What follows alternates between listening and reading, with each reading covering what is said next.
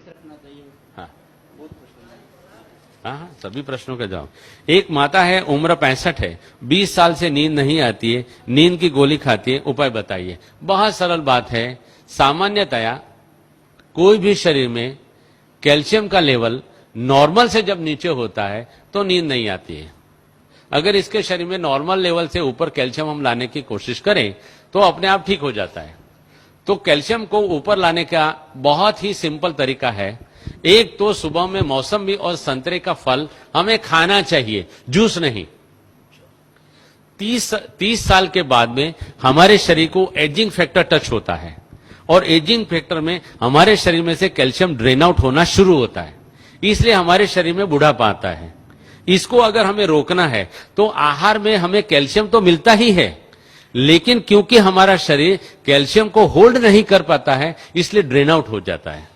मौसम्बी और संतरे का फल ऐसा फल है कि जो शरीर में दूसरे आहारों में से गए हुए कैल्शियम को शरीर में पकड़ के रखता है, रिटेन करता है, इसलिए शरीर में कैल्शियम रिटेन होता है और कैल्शियम रुकता है। कैल्शियम रुकने से अपने आप कैल्शियम बढ़ता है। तो मौसम्बी और संतरा उसका मेन फल है। एक बात।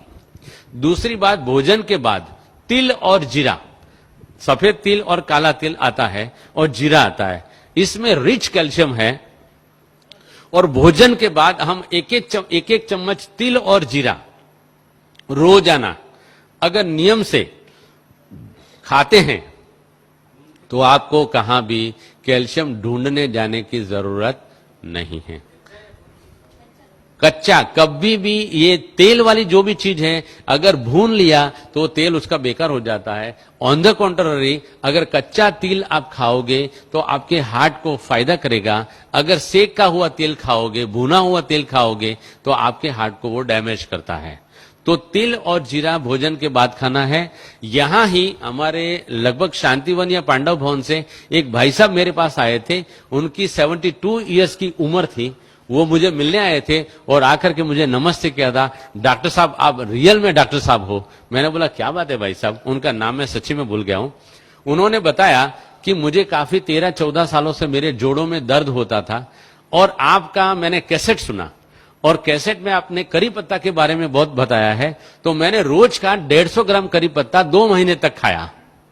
उन्होंने बताया कि ये 150 ग्राम करी पत्ता खाने से मेरे सारे जोड़ों का दर्द चला गया। यहां तक कि मेरी 70 साल की उम्र है लेकिन मेरे घिसे हुए दांत बड़े हुए हैं। 70 साल की उम्र में घिसे हुए दांत बड़े होना माना कि कैल्शियम एडमिनिस्ट्रेशन ठीक होना, माना कि मेरा जो पॉइंट है लाइव कैल्शियम खाएंगे तो शरीर में एब्जॉर्ब होता है।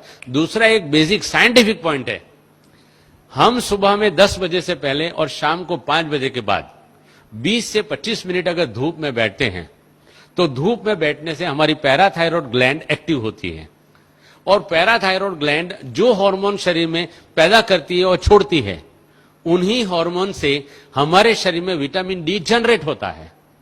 विटामिन डी जो जनरेट होता है, अगर हम रोजाना हमारे आहार में सिलिकॉन माना काकड़ी का तत्व डालते हैं तो विटामिन डी और सिलिकॉन के मिश्रण से कैल्शियम सेल जनरेट होकर के हमारे बोन में कैल्शियम आ जाता है।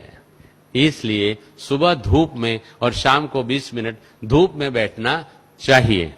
इसके सिवाय ड्रम स्टिक, सरगवा की सींग जो बोलते हैं, उसमें भी काफी मात्रा में कैल्शियम है।